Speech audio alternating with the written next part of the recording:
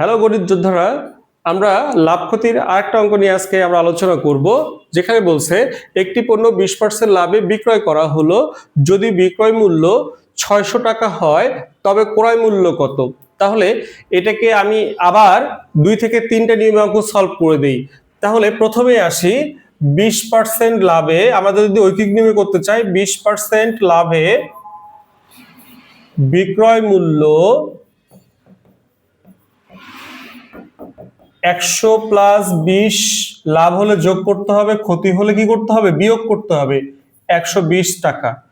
এবার আমাদের হচ্ছে পার্সেন্ট দিয়ে অঙ্ক শুরু করব, যেহেতু আমাদের ক্রয় মূল্য চেয়েছে, ক্রয় মূল্য ডান দিকে, পার্সেন্টে ক্রয় মূল্য কত, 100 টাকা, আর বিক্রয় মূল্য তো এখন বের করলাম। তাহলে বিক্রয় মূল্য 120 টাকা হলে ক্রয় মূল্য 100 টাকা। বিক্রয় মূল্য এবার যদি আমাদের 1 টাকা হয় তাহলে 100 ভাগ 120 টাকা। এবার বিক্রয় মূল্য যদি এবার 600 টাকা হয় তাহলে ক্রয় মূল্য কত হবে, বের হবে খুব সহজে, 100 গুণন 600 ভাগ 120, 0 0 কাটবো, 5 12 60, তাহলে আমাদের উত্তর হচ্ছে কত, 500 টাকা হলো ক্রয় মূল্য। এটা গেল একটা ফরম্যাট, এটা গেল ঐকিক নিয়ম ফরম্যাট।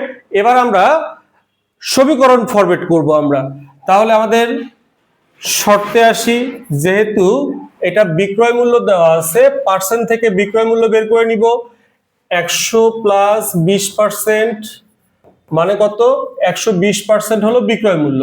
তাহলে এটাও বিক্রয় মূল্য, এটাও বিক্রয় মূল্য, দুই বিক্রয় মূল্য হবে ইকুয়াল।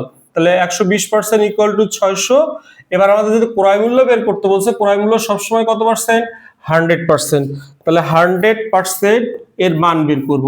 তাহলে 120% এর মান দেওয়া আছে, আর 100% এর মান কি করব আমরা, বের করব। 0 0 কাটবো, 5 12, তাহলে কত হবে, 500। ঠিক আছে, এভাবে খুব সহজে কি করা যায়, বের করা যায়।